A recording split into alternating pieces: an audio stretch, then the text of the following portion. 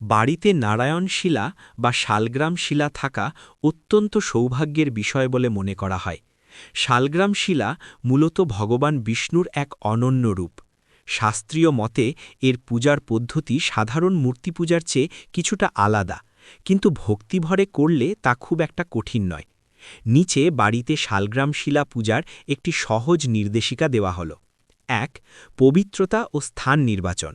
পবিত্রতা: স্নান সেরে শুদ্ধ বস্ত্রে পূজায় বসতে হয়। আসন: একটি তামা বা কাঁসার পাত্রে, যাকে সিংহাসন বা জলধারী বলা হয়, তুলসী পাতা রেখে তার ওপর শিলাকে স্থাপন করুন। অভিমুখ: উত্তর বা পূর্ব দিকে মুখ করে পূজায় বসা শুভ। ২. স্নান ও অভিষেক। শালগ্রাম শিলাকে প্রথমে গঙ্গা জল দিয়ে স্নান করান। এরপর পঞ্চামৃত, দুধ, দই, ঘি, মধু ও চিনি দিয়ে অভিষেক করালে ভালো। যদি প্রতিদিন সম্ভব না হয়, তবে শুধুমাত্র সামান্য গঙ্গাজল ও চন্দন মিশ্রিত জল দিয়ে স্নান করাতে পারেন। স্নানের পর একটি পরিষ্কার নরম কাপড় দিয়ে শিলাটি মুছে নিন। ৩.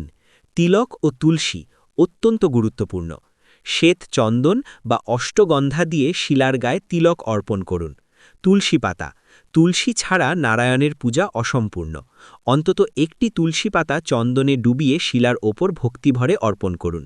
মনে রাখবেন, ভগবান বিষ্ণু তুলসী পাতা ছাড়া নৈবেদ্য গ্রহণ করেন না। ৪. ভোগ ও আরতি। নৈবেদ্য: বাতাসা, মিশ্রি, ফল বা বাড়িতে তৈরি করা সাত্ত্বিক খাবার ভোগ হিসাবে নিবেদন করুন। ধূপ ও দীপ: ঘিয়ের প্রদীপ এবং ধূপকাঠি জ্বালিয়ে আরতি করুন। মন্ত্র: পূজা করার সময় মনে মনে ওং নমো ভগবতে বাসুদেবায় বা ওং নারায়ণায় নমঃ মন্ত্রটি জপ করতে পারেন। কিছু জরুরি নিয়ম: আমিষ বর্জন: বাড়িতে শালগ্রাম শিলা থাকলে সেই বাড়িতে আমিষ, যেমন মাছ, মাংস, ডিম রান্না না করাই শ্রেয়।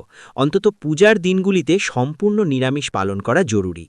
অখণ্ডতা: শালগ্রাম শিলা যদি কোনো কারণে সামান্য ফেটে যায় বা ভেঙে যায়, তবে তা অশুভ নয়, সাধারণ মূর্তির মতো। শালগ্রাম শিলা কখনোই অশুচি হয় না, তাই এটি আজীবন পূজা করা যায়। নিত্য সেবা: যদি প্রতিদিন অভিষেক করা সম্ভব না হয়, তবে অন্তত প্রতিদিন একটি তুলসী পাতা এবং ১ গ্লাস জল নিবেদন করবেন।